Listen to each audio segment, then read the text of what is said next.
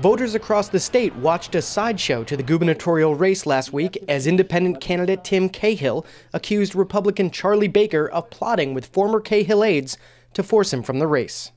Political scientist Paul Watanabe says Baker wants Cahill out, so voters unwilling to re-elect Governor Deval Patrick will vote for him. Republicans who clearly felt that getting Tim Cahill out of the way is going to help them, and probably on balance will. The drama aside, some voters wonder if a third-party candidate could be elected without the money and machine of a major party. So that's what's really sad about so much money being put into elections, that some of the other parties maybe don't get represented as much because they don't have the capital.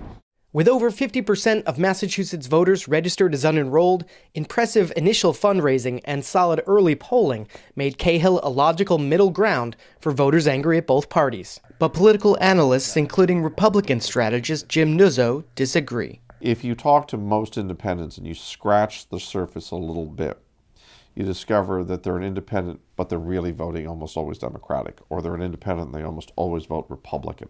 We know that the forces are pretty heavily weighted towards the parties right now. I do believe, though, deep down that people are ready.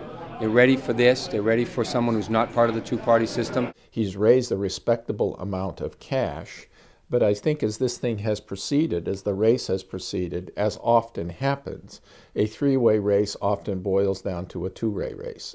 Candidates from outside the traditional political parties are nothing new to Massachusetts voters. The 2006 race saw 4 candidates run for governor.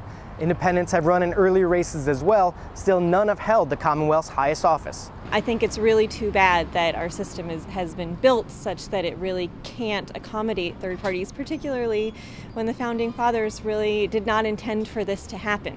But Nuzzo believes voters like the system they have. One of the strengths that American democracy has, particularly in comparison to our European colleagues who have a parliamentary system, is that we have 2 fairly defined parties.